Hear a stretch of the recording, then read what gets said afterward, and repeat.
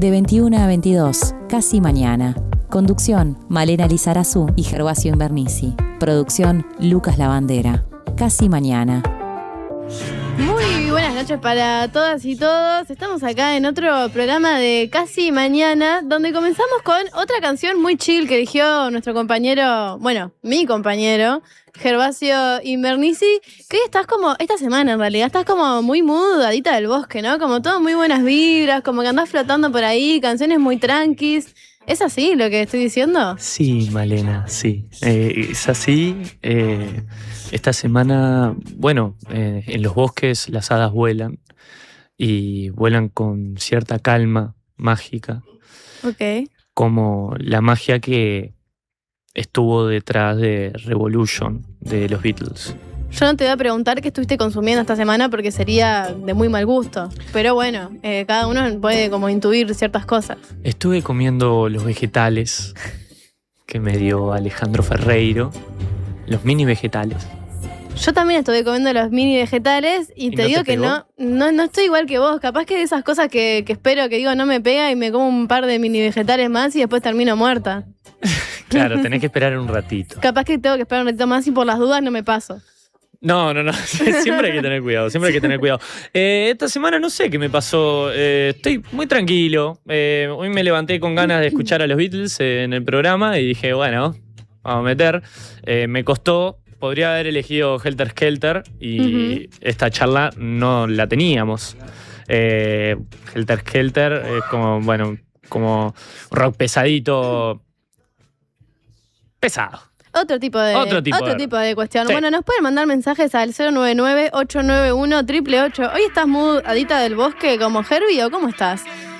Para hoy tenemos contenidos hermosos porque ya está por acá, lo estuvimos saludando recién, está nuestro columnista vertebral, Tomás Gari, que nos trajo, bueno, acá se desacató la música.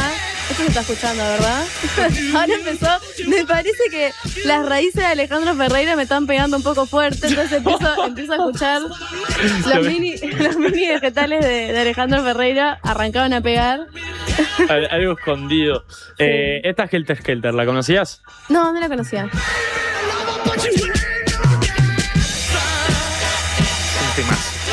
temazo. Temazo, sin duda, Herbie. Como los temazos que tenemos para el programa de hoy, que además de tener la columna vertebral de Tomás Gari, vamos a hacer un pequeño informecito de renacimiento, porque hoy estamos acompañados de Leonardo y Rafael, las Tortugas Ninjas. Faltaron, ¿cómo es? Faltaron Miguel Ángel y Donatello, que bueno, se perdieron en las previas nocturnas, porque son vasitos de shots los que nos acompañan hoy en la mesa, los objetitos chiquitos que ponemos sobre la mesa habitualmente. Que vamos a decirlo todo, nos trajo Fran, del equipo de la técnica. Sí. ¿Verdad? Es así. Nos trajo a sus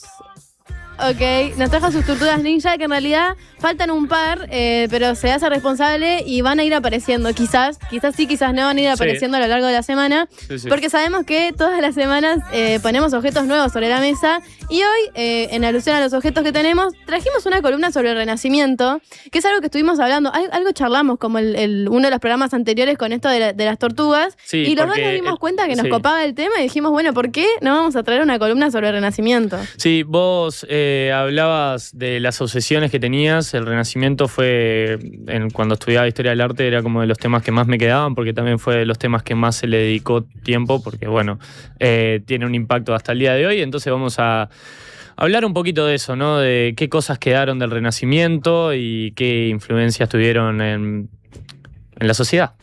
Tal cual, Herbie. ¿Y qué te parece si vamos bien rapidito, porque ya son casi 20, el tiempo se pasa volando, con la palabra del día, que hoy en realidad me toca un poco sufrir a mí? Sí. Y si estás preparada, yo estoy preparada. Yo estoy preparado, la gente que está del otro lado, si se le ocurre la palabra, nos puede mandar la palabra del día, 099-891-888. No vale fijarse cuál es la palabra del día de la RAE, porque bueno, es como copiarse con inteligencia artificial en un parcial. Voy con la definición. Dale. Es cortita. Es cortita. No te tapes los oídos porque va a hacer mucho ruido. No, porque la definición es ruido estruendoso. Estrépito. No. tiran desde atrás pedo, pero no lo es. Debe ser pedo. Voy con sinónimos, ¿te sirve? Para así tachás otros posibles. Ruido estruendoso. Estrépito no es. No. Puedes ir con otro sinónimo. Bien. Ruido, estruendo, estrépito. Bueno, explosión. No. O hace alusión como al... No, al ruido en sí mismo. en sí mismo, no al tipo de explosión, un ruido estruendoso, sino como lo que podría utilizarse para decir ruido estruendoso, tipo un ruido muy fuerte. Claro, pero es como, ¿puedo decir un tal cosa? En vez de un ruido estruendoso, como podría decir una explosión, se puede decir, o se puede usar esa palabra así. Creo que sí. Ay, que me sale siempre estrépito, como estrépito, explosión, como un ruido. Ay, no, claro, yo no puedo mirar esto. Bien. Me acabo de acordar y estaba mirando a ver qué nos mandan. Acá, trueno, no. No, porque hace referencia Rosario solo al manda, ruido. ¿Lo puedes poner en una... Mirá lo que se me ocurre. ¿Lo puedes poner en una oración como sin decir esa palabra? ¿O ya es como demasiado? Es demasiado. Porque si es estrépito, o sea, explosión, algo ruidoso. Lo que pasa es que, o sea, podés poner cualquiera de esos sinónimos ahí, ¿entendés? Algo como que te aturde. No. Es cortita, son 6 letras. ¿Con qué letra empieza? F.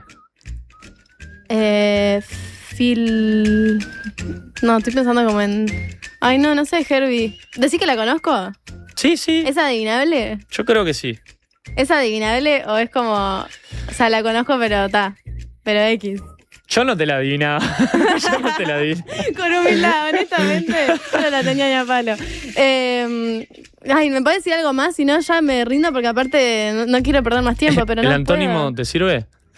Y debe ser tipo silencio. Sí, ¿eh? efectivamente. No puedo creer. ¿Te rendís? Nadie la adivinó ¿Con qué todavía. empezaba, dijiste? F. Con F. ¿Letra siguiente? Sí. R. Frenesí, tiran por acá, pero frenesí no es, tiene que ver con otra cosa. ¿Tercera letra? Sí. A. Fra. ¿Qué? No la conozco, Gervais. ¿No? Fra. ¿Te rendís? 3, 2, 1. ruido, Nadie la adivina, nadie mandó nada. No. Me rindo, Herbie. Bueno, era fragor. No, imposible que la adivinara.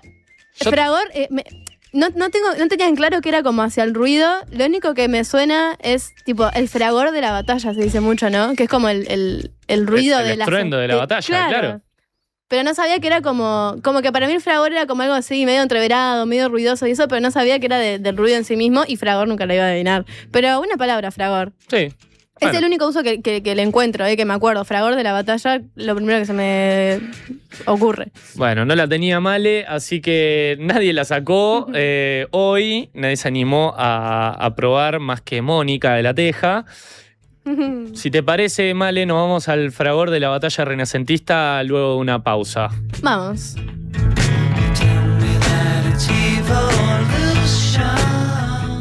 Este 2026 hay mucho en juego y por eso TCC se la juega con todo. Tenés 3 nuevas señales con los 104 partidos del Mundial, Libertadores, Sudamericana, FIBA, Ligas Europeas y más. Jugá con TCC desde 1.065 pesos por mes. Además, disfruta el pack América y el Mundo con señales argentinas. Informate ahora llamando al 2410-1616 o en tcc.com.uy. TCC, todo el deporte a un precio increíble. En Habitat resolvé todas tus gestiones. En nuestros más de 520 locales de todo el país. Y también desde nuestras aplicaciones. Más información en habitat.com.uy. Hola, ¿estás escuchando Diversidad de Opiniones? ¿Estás bien? Estás en la Diaria Radio 97.9. Hola, soy Agustín de Paysandú. Quería pedirle si pueden pasar la canción esa que dice te busqué en mi auto rojo a las 6. Bueno, un saludo a mi vieja y a todos los que están escuchando. Ah, y si alguien vende un Celerio, que me tire un mensajito por favor al 098-723. Cuando compras un Suzuki 0 kilómetro, los futuros compradores vienen incluidos. Lleva el tuyo vos también y asegurate la reventa. Visítanos en suzuki.com.uy o en cualquier concesionario del país. Suzuki te entiende. Gracias por escucharme. Muchas gracias por explicarme. Gracias por toda la ayuda. Estas son palabras recientes de nuestros pacientes, pero los agradecidos somos nosotros, porque tu elección nos hace superarnos cada vez más y ser la mutualista con los mejores profesionales del país. En junio, si tu número de cédula termina en 6, vení a un nuevo CASMU. Afiliate en nuestros locales, en la web o a través del 1444. CASMU. Estamos para cuidarte. Consulte las condiciones. Cobertura total de asistencia médica. Griegos, romanos, son todos humanos. Griegos, romanos, son todos humanos. Mientras vivieron, columnas construyeron. Mientras vivieron, columnas construyeron. Dórica, dórica, jónica, jónica. Corintia, corintia, corintia, corintia. Dórica, dórica, jónica, jónica. Corintia, corintia, corintia, corintia. Historia del arte, penes con pincel. Famosos, pintaje, sin píxel con papel. Da Vinci, Botticelli, el Bosco, Caravaggio, Rubens y Tiziano, el Greco y Velázquez. Y sombras. Bueno, y volvimos con una canción que me han criticado, pero yo creo que era la mejor canción que se podía poner en este momento, que vamos a hacer a todo fragor, una columna sobre el Renacimiento, y estamos escuchando HDA de las Bistec, Historia del Arte. Las pueden buscar a las Bistec, son españolas y son unas genias. Hicieron un repaso de varios movimientos artísticos de la historia. Y la canción, el estribillo dice dóricas, jónicas, que son tipos de como de cosas, arquitecturas, De arquitectónicas columnas de griegas. columnas. Sí. Porque justamente vamos a hablar del Renacimiento, que es uno de los momentos más importantes de la historia occidental, que fue este periodo de transición entre la Edad Media y la Edad Moderna. Estamos hablando más o menos de los siglos XV y XVII. Significó un volver a nacer de la cultura, el arte y la filosofía de la antigua Grecia y Roma, que tenían columnas dóricas y jónicas, por ejemplo, como dice la canción. Sí. Muchos dicen sobre este periodo que es cuando el ser humano comienza a ser protagonista de la historia, y ya vamos a ver más o menos por qué se dice esto. Y lo que trajimos fueron las cosas que nos quedaron hasta hoy en día del Renacimiento, ¿no? En esto que nos preguntamos a veces, ¿qué tiene que ver este tema conmigo? ¿Qué tiene que ver este tema? ¿Para qué me interesa saber esto? Bueno, ¿qué cosas nos quedaron de los avances del siglo XV y XVII? Por ejemplo, una de las cosas que nos quedaron fueron las ciudades. Que recordemos que igual... ya existían, ¿no? Las viejas polis en Grecia, claro. ¿no? Así. No caigamos en la falacia de Occidente, como que Occidente inventó todo. En realidad, resurgen de la cultura de Grecia y Roma, que eran unos tipos que ya existían desde hace mucho más tiempo. ¿Qué pasaba? En la Edad Media, antes de la época moderna, existía un sistema social y político que se llamaba feudalismo, que se dividía en estamentos. Y hay que acordarse de esta palabra estamentos porque va a ser muy importante para el futuro. Estos estamentos se dividían en señores, vasallos y siervos. Y estarían como en orden de poder, en ese orden que lo dije. Los señores básicamente eran los propietarios de las tierras, los que ejercían más como el poder político, militar y económico del feudalismo sobre un territorio, y también les ofrecían protección. ¿A quiénes? A los vasallos y a los siervos. Los vasallos lo que tenían eran relaciones feudales, que eran relaciones entre supuestamente dos hombres libres con los señores. Entonces pactaban con ellos para que los señores les pudieran dar pedazos de tierra a cambio de que ellos les prestaran ayuda militar y apoyo político. Entonces los vasallos como que controlaban esos pequeños pedacitos de tierra, y en esos pedazos de tierra estaban los siervos, que esta parte también es muy importante para explicar muchas cosas que van a surgir después. Porque los siervos estaban estrictamente ligados a la tierra. Casi que te diría que no eran considerados personas solas, sino que todo su valor estaba atado al lugar en donde estaban y a la tierra y a cómo producían y trabajaban la tierra, porque trabajaban en los campos y entregaban toda su producción a los vasallos, que después también se lo entregaban esto a los señores. Entonces solo se quedaban con lo necesario básicamente para no morirse de hambre, pero toda su fuerza de trabajo iba para otras personas. El de arriba. Iba para el de arriba, ¿no? Ya desde tiempos antes que estos, ¿no? Con el tiempo comienza a haber como un perfeccionamiento de los métodos agrícolas, entonces se empieza a producir en estas cosas que hacían los vasallos y los siervos, valga la redundancia, como se empezaba a producir excedente, ¿no? Empezaban a sobrar cosas. Y cada vez que empiezan a sobrar cosas, nosotros nos las mandamos. Y acá medio que nos las mandamos porque los pequeños campesinos, ¿no? Empiezan como a avivarse para comenzar una lucha para debilitar evitar la explotación feudal, que hasta acá está bien, ¿no? Se dieron cuenta de que en realidad tenían más poder del que pensaban porque controlaban este tema de la producción, ¿no? Y esto ya nos puede dar como una pista para lo que se viene después. Entonces, gracias a esto, dejan de existir los feudos, porque hay ahí como una suerte de, voy a decir revolución, y no fue una revolución propiamente, pero como que sea esto de que se empiezan como a sublevar, ¿no? Algunos poderes. Entonces dejan de existir los feudos y renacen lo que hoy conocemos como ciudades. Y ahí es donde donde está como la clave, una de las claves del Renacimiento, que es que no nace en cualquier lado, sino que nace en ciudades ricas, que empiezan a ser comerciales, competitivas, y que empiezan también a estar orgullosas de sí mismas, ¿no? Como una suerte ahí como de proto-nacionalismo, que después lo vamos a ver más adelante en la historia. Entonces podemos nombrar ciudades como, no sé, Florencia, Venecia, Milán, Roma, Nápoles, que cada uno tenía su poder, su familia, sus artistas, su cultura, ¿no? También tenían como ejércitos, alianzas, y podía haber o no pica entre ellos. Así es. En ese contexto nace algo fundamental que vos, Herbie, nos vas a explicar también después. En Florencia aparece una familia, que son los Medici. Sí. Que son una familia banquera, que eran banqueros al principio, y que desde ahí construyeron como todo su poder, ¿no? Una familia que es conocida hasta el día de hoy. Entonces lo que hacían, por ejemplo, era prestar dinero, financiaban operaciones comerciales, también empezaron a tener muchos contactos de poder con la iglesia, con comerciantes, con gobernantes, y también empiezan a tener este contacto con otras ciudades europeas. Otra cosa importante que surge a raíz de esto son, por ejemplo, las clases sociales. ¿Qué pasa? No era que antes no existía la desigualdad, ni que nadie estaba estratificado, ni nada del estilo, sino que existía esto que yo había dicho que eran estamentos. Y pertenecer a un estamento significaba que vos nacías en ese estamento y morías en ese estamento. No existía lo que hoy llamamos movilidad social. Pero con esta producción de excedente y demás, empieza a surgir una nueva clase social que es la famosa burguesía, y con ella también empiezan las condiciones para que surja el capitalismo. Entonces ahora con las clases sociales uno más o menos podría empezar a pensar que por su esfuerzo, ¿no? Una suerte de meritocracia, fuerza de trabajo, podría como ascender o descender de clase social. Entonces, en esto de las condiciones para el capitalismo, los Medici y su banco no inventaron en realidad la contabilidad moderna de cero, pero ayudaron mucho como a expandir prácticas que hoy en día son muy normales, que tienen que ver con todo lo bancario, que tiene que ver con, no sé, llevar registros, calcular saldos, de cuánto me entra, cuánto me sale, cuánto alguien debe, cuánto alguien tiene. Y sabemos que, bueno, quien controla la información del dinero también controla una gran parte del poder. Eso pasa desde siempre. Y acá me surge una pregunta, ¿no? Si tuvieras poder y dinero como tenían los Medici, ¿qué harías?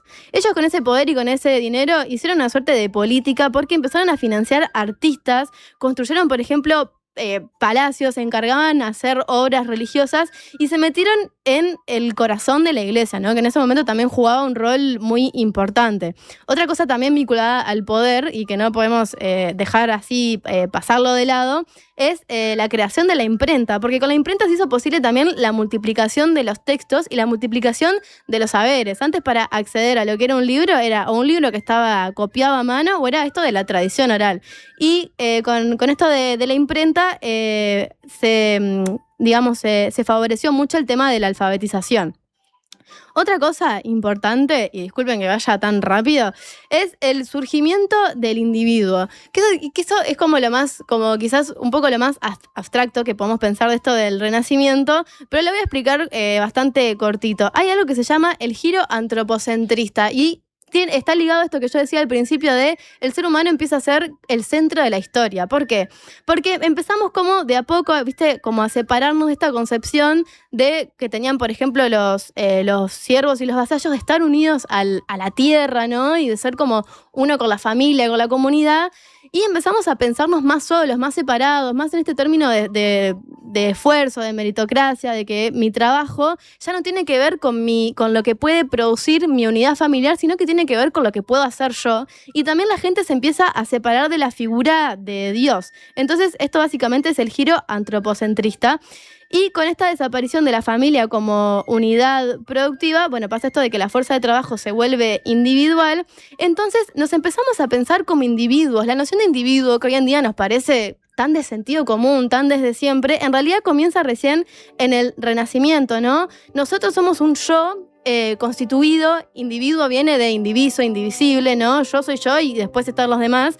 Y parece como algo que es de sentido común y en realidad no, nació acá. Y hay una frase famosa que se dice que es: el individuo es el sujeto de la modernidad, ¿no? Como todas estas cosas que después han sido problemas, ¿no? El individuo, la sociedad, las fuerzas, quién soy, quién no soy con los demás, soy conmigo. Todo eso en realidad nos lo inventamos nosotros básicamente y estuvimos sufriendo después mucho tiempo y seguimos sufriendo en base a la creación del individuo. Y así nosotros, pensando en el arte, veníamos del movimiento gótico, que es reconocido por las grandes catedrales, que eran picos altos, que buscaban la elevación también como para estar más cerca de Dios, por ejemplo. Y así llegamos al Renacimiento, que se divide básicamente en el Quattrocento y Quinquecento, reconocidos por distintos artistas grandes que con sus obras marcaron las distintas etapas del Renacimiento. Arrancando por el Quattrocento, la obra madre que le da pie a todo lo que va a ser después el Renacimiento es la cúpula de Santa María de Fiore, que está en la Catedral de Florencia, que fue de Filippo Brunelleschi. ¿Qué tiene de interesante más allá de su tamaño la cúpula? Es que era una obra que nadie se animaba a tomar. Era una obra, la catedral ya estaba toda armada y le faltaba la cúpula, que bueno, es una parte clave de cualquier iglesia, porque es el centro del crucero, lo que se le llama, el contacto entre el humano y el Dios, porque todo esto, si bien el hombre pasaba a ser el centro, Dios seguía estando, pero el humano, el hombre, pasaba a tener otra relevancia, ¿no? Entonces, ¿qué vio Filippo Brunelleschi? ¿Qué logró? Evitó los métodos conocidos hasta el momento e inventó uno nuevo, que básicamente era doble cúpula, una forma distinta a la que estaban acostumbradas las personas a construir una cúpula en esa época. El ser humano podía calcular, proyectar, construir y desafiar los límites heredados de la antigüedad. Otro nombre clave del Quattrocento fue Donatello, una de las tortugas ninja, que creó la primera figura de David en bronce. ¿Qué pasó con ese David? Que no es el famoso David que tenemos en la Intendencia de Montevideo, sino que es un David más chiquito, que, bueno, es una figura bíblica, ¿no? David contra Goliat, pero es una figura desnuda, de pie, con una presencia corporal que remite a Grecia y Roma.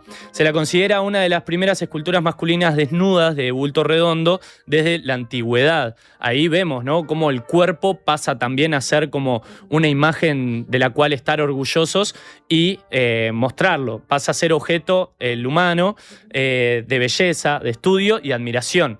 En el Renacimiento se arrancan a diseccionar los cuerpos y los escultores podían saber con precisión cómo estaba compuesto el ser humano, ¿no? Tenemos el famoso hombre de Da Vinci, ¿no? Esa figura que va ahí, que marcó un camino también, ¿no? El de Vitruvio. Ahí va. Está el chusmerío... Lo dije mal. Está el chumerío renacentista que me quiero meter, ¿no? Los Pazzi eran otra familia poderosa de Florencia, también vinculada al mundo bancario, o sea, estaban enfrentados a los Medici. En un contexto de tensiones políticas, intentaron de asesinar a Lorenzo el Magnífico de Medici y a su hermano Giuliano de Medici, dos figuras claves que eran básicamente los que encargaban todas estas obras que se iban haciendo, ¿no? Donatello, todas las figuras que iban apareciendo después, ¿no? Leonardo da Vinci, Rafael, Botticelli, grandes artistas que eran estudiosos, inventores. Mientras se pintaban esas obras hermosas y se hablaba de filosofía antigua, Italia también era un territorio de violencia política, conspiraciones, venganzas y luchas familiares. Las familias entendían que el poder no era solo mandar, también era atraer el talento, rodearse de inteligencia, producir esa belleza y convertir a Florencia en una capital cultural. A fines del siglo XV estallan las guerras italianas, en una península que todavía no era un país, sino que un conjunto de repúblicas, ducados, reinos y territorios papales. Florencia, Venecia, Milán, Roma y Nápoles se disputaban poder, mientras Francia, Aragón, España, el Sacro Imperio intervenían para controlar zonas estratégicas, que bueno, ahí la península que hoy conocemos como Italia era clave. Después pasamos a Quinquecento. Es el momento de la llamada Alto Renacimiento, ¿no? Acá aparecen las figuras más conocidas, Leonardo da Vinci, Rafael, como ya lo dijimos, ¿no? Miguel Ángel. Vayamos con obras clave, la Gioconda, ¿no? La Mona Lisa. ¿Qué pasó? Es el retrato más famoso que hoy vas al Museo del Louvre y tenés 500 personas viendo a la Gioconda y del otro lado tenés un cuadro magnífico, pero nadie lo ve, o eso parece. Después Da Vinci también pintó La Última Cena, que si bien es una obra bíblica, acá también el foco va en las expresiones de los que están ahí, ¿no? En los distintos discípulos y cómo se narra esa historia en las expresiones, en los cuerpos, los gestos, las emociones humanas que ganan ese protagonismo cuando antes era solamente, bueno, la figura de Jesús y era lo más importante. Acá los discípulos también eran importantes. Pasando a una de las obras más importantes del Renacimiento, que trata de esto de traerlo de Grecia de vuelta, la Escuela de Atenas de Rafael, ¿no? Es casi un manifiesto visual. En el fresco aparecen reunidos grandes filósofos de la antigüedad como Platón y Aristóteles en el centro y tantos más a su alrededor. Volvamos a pensar, volvamos a Grecia, volvamos a la razón, al debate, a la filosofía, al encuentro, ¿no? Y además de la obra está en el Vaticano, o sea, durante el Renacimiento todas esas obras eran integradas por la religión. Es más, varios familiares de los Medici terminaron siendo papas, para que te hagas una idea, ¿no? Cómo ese poder iba escalando cada vez más. Pasando a Miguel Ángel, ahora sí, al David que tenemos en la Intendencia de Montevideo, que son pocas las réplicas que se hicieron de ese David y una está en nuestra Intendencia. El David de Miguel Ángel es una de las esculturas más famosas porque representa el héroe bíblico y marca el estándar de la perfeccionismo, el hombre perfecto moderno, ¿no? Alguien que se enfrenta al mundo con su cuerpo, su voluntad y su conciencia. Siguiendo con el chusmerío, la influencia de los Medici no quedó encerrada en Florencia. Esto es lo que decía que terminaron como papas. León X, nacido como Giovanni de Medici, y Clemente VII, nacido como Giulio di Medici, fueron algunos de los que terminaron como papa. Esto, como decía, era la muestra de que lograron llegar al poder. Y hay algo clave acá, Male, que te quiero contar, que en el Renacimiento hablamos solo de hombres, ¿no? Sí, en general todas ¿Viste? las figuras que vemos son de varones. Sí. Perdón, la canción esta de Historia del Arte dice Historia del Arte, penes con pincel, porque en realidad son todos varones en la historia del arte en general, ¿no? Esto Sí, es más sí. conocido, sobre todo estas épocas. Es que es así, el Renacimiento puso al ser humano en el centro, pero muchas veces ese ser humano era el varón. Artistas, banqueros, papas, duques y filósofos. Las mujeres aparecían sobre todo representadas en el arte como musas, vírgenes o figuras de belleza, pero pocas veces como protagonistas del poder en las historias que conocemos. Por eso es interesante que la historia de los Medici cierra, o sea, todo lo que fue como familia de los Medici cierra con Ana María Luisa de Medici. Después de siglos de herencia masculina, fue una mujer la que protegió todo el patrimonio y evitó que la memoria artística de Florencia se dispersara, porque en 1737, cuando la dinastía de los Medici se estaba apagando, el poder de la Toscana pasaba a la casa de Lorena.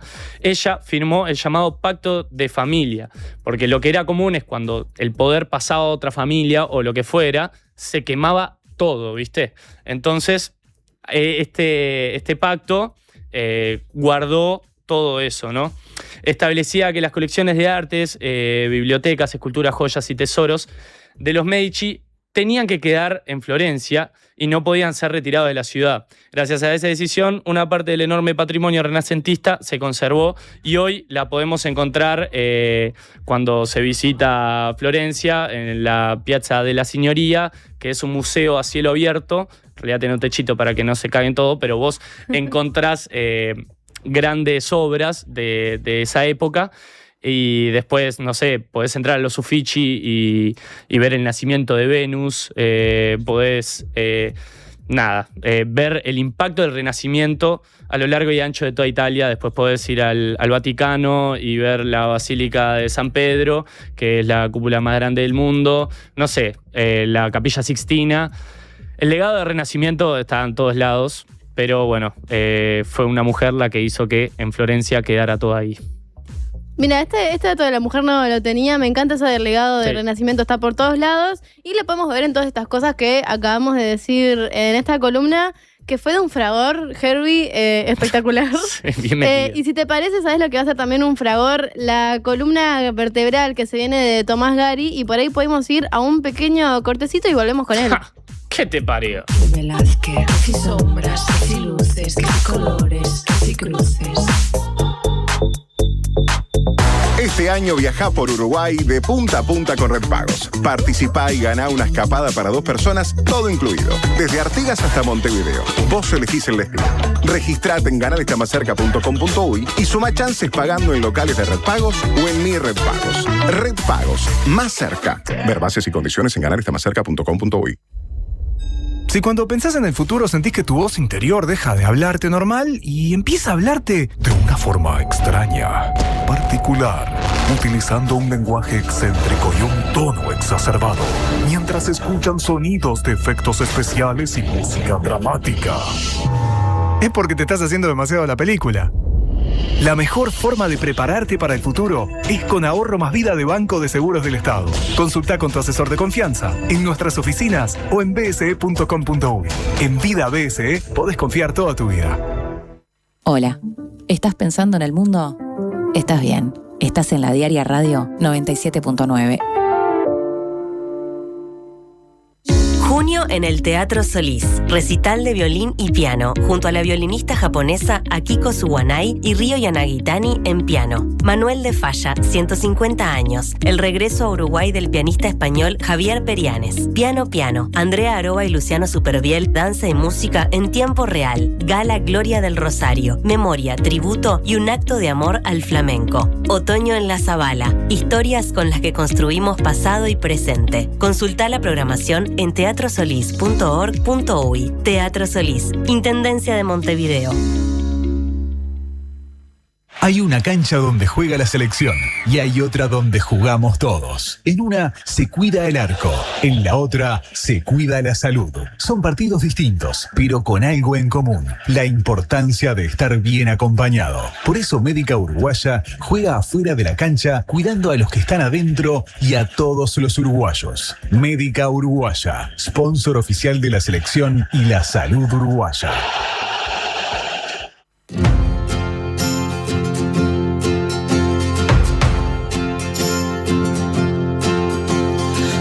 Encontramos de nuevo, no somos los mismos de la otra vez.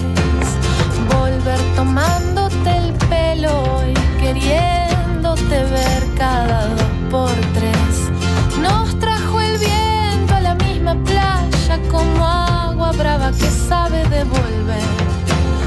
Vos te pasás de la raya mirándome y yo no me puedo mover. Y volvemos después de esta pequeña tanda con la columna vertebral de Tomás Gari. Tommy, ¿cómo estás hoy? Muy bien, tengo la columna bastante enderezada hoy. ¡Qué bien! ¡Qué suerte! Después del fragor de la columna pasada de ustedes, la verdad que... Sí, le merecemos unas disculpas a todos los historiadores e historiadoras. Seguro. Porque seguramente dejamos un montón de factos de lado y bueno, la próxima puede ser más completa. Bien, no hay problema, es lo que pasa cuando uno está al aire. ¿Qué nos traes para hoy, Tommy? Hoy, bueno, vieron que la semana pasada estuvimos hablando de... La edición pasada, que fue hace 2 semanas, estuvimos hablando de la murga en la dictadura. Repasamos algunos casos como el del Chueco Maciel y Araca Lacana. Y bueno, si la quieren ver, si están escuchando o si lo escuchan después, si lo quieren ver, está en YouTube, en el canal de La Diaria. Pero hoy vamos a tomar un camino bastante diferente. Vamos a hablar de una artista que bueno, que ha dado que hablar en los últimos años acá en Uruguay, que a mí me gusta mucho y por eso también la quería traer. Y bueno, también viene un poco del palo de murga, así que se me ocurrió pensando en la nota anterior su nombre. Y bueno, ella salió en Falta y Resto en el año 2018, también en Murga Joven La Perica. Yo, increíblemente, primero conocí su paso por la Murga por La Perica y no por la Falta y Resto.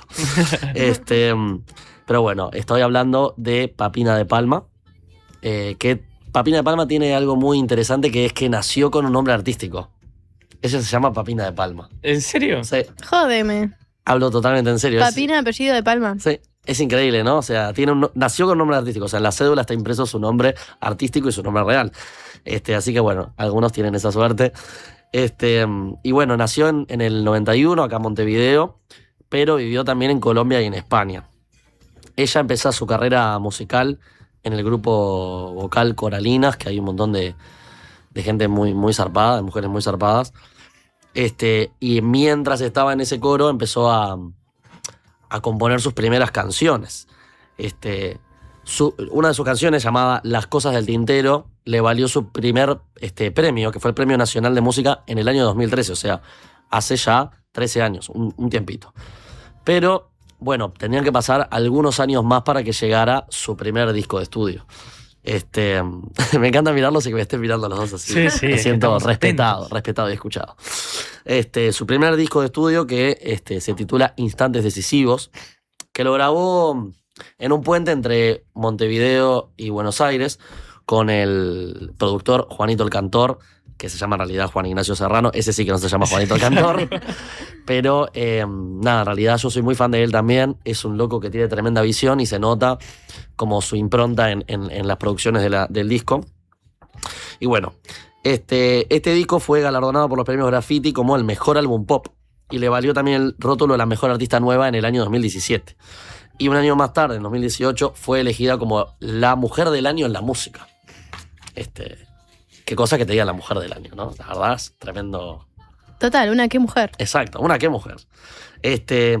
Bueno, algo que me interesaba traer es como la visión del amor que tiene Papina, ¿no? Es una persona que habla mucho del amor, quizás es de lo que más habla. Y bueno, Instantes Decisivos justamente nos invita a conocer ese universo del amor, el universo del amor de Papina de Palma. Las canciones dejan entrever como esta sensibilidad y respeto hacia el amor como algo que nos atraviesa y nos resignifica.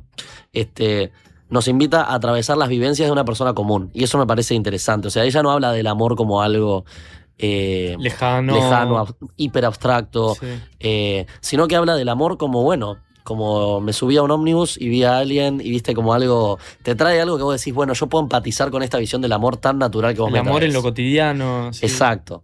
Y así como desde una poética más como directa y no tan metafórica, podríamos decir.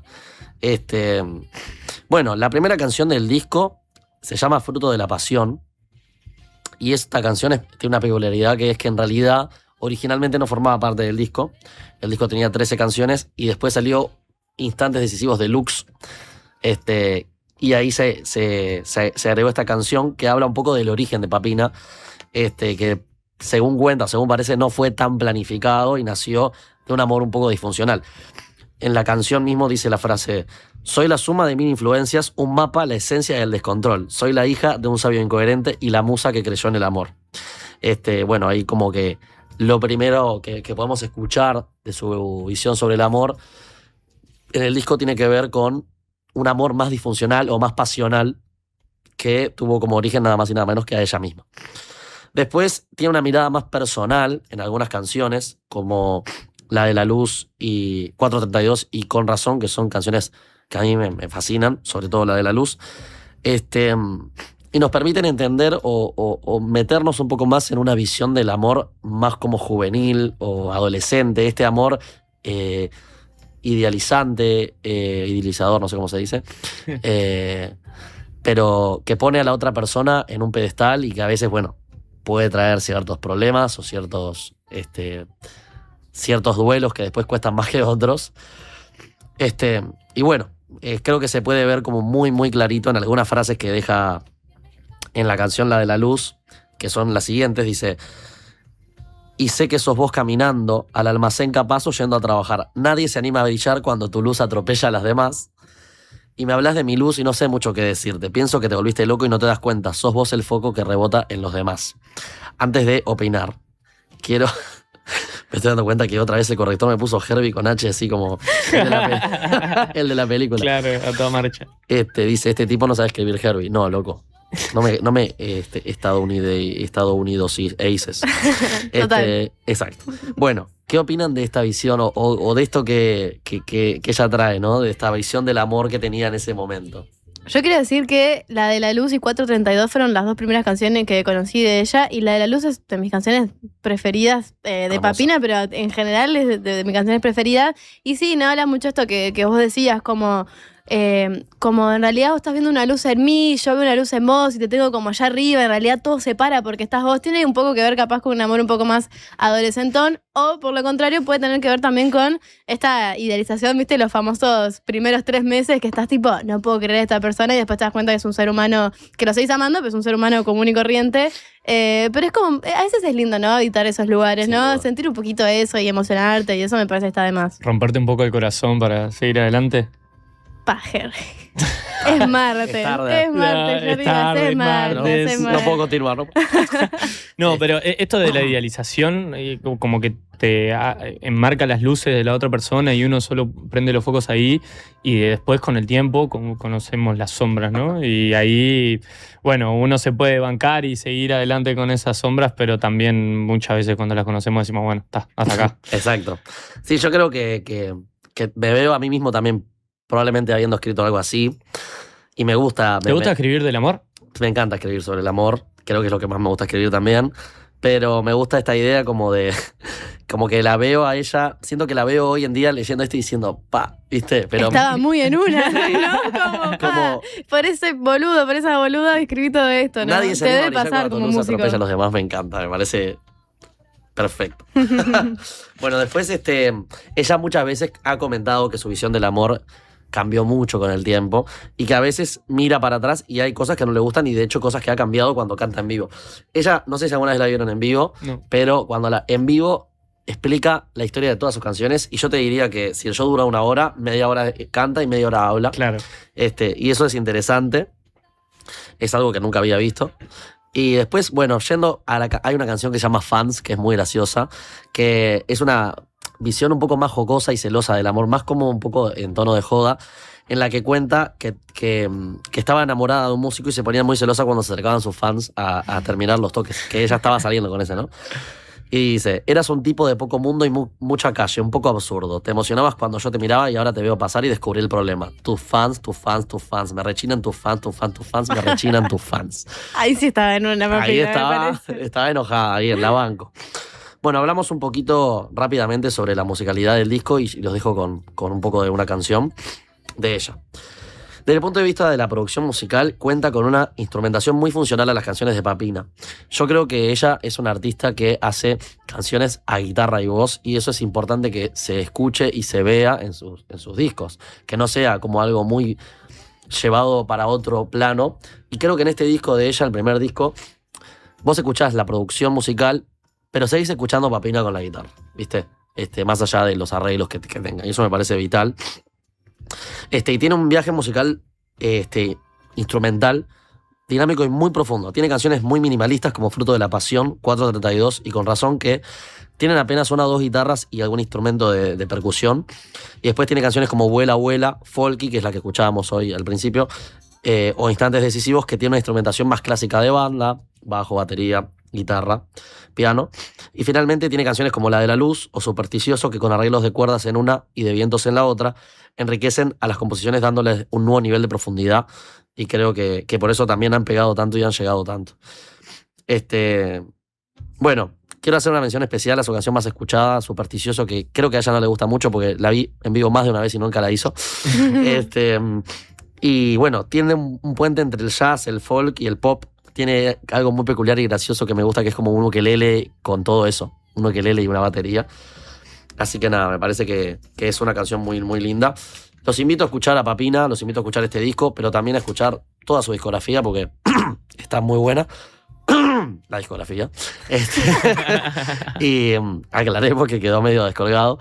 Y bueno, nada, la verdad que es una artista muy muy buena y creo que vale la pena prestarle oreja.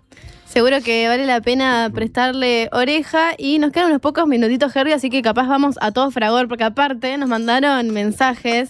Por ejemplo, qué estupendo programa hoy, la verdad, muy sorprendido. Saludos, Marcelo de Sayago nos manda, y por otro lado, Elsa nos dice, gurises, bueno, excelente programa el de ayer, lo vi en diferido, capaz que Qué el grande, bien. No, mentira, bien. puso, excelente programa el de ayer, lo vi en diferido, también el de hoy, me gustó el relato histórico que conocía pero refresqué. Gracias, Elsa de Ciudad Vieja. Y si te parece, Herbie, vamos con lo que hay mañana y con el cierre de siempre, y nos despedimos también con Tomás. Dale, te canto. El doctor en filosofía Gustavo Pereira estará en la segunda mañana con Sofía Romano. El Gordo Verde estará en La Colmena con Caro García. José Carlos Maía estará en el informativo de cierre con Guilla Mexeiras. Y Leo Maslía estará con Carlos Dopico en la música Me Llueve. Nos despedimos con lo de siempre y vamos. ¿Qué plantel para mañana? Y nos despedimos con lo de siempre. Podemos mirar a la cámara, Herbie, que Dale. la tenemos acá enfrente. Mañana de mañana será un nuevo día, pero hoy todavía es casi mañana. Vamos arriba, vamos bien arriba. Los dejo con La de la Luz de Papina de Palma.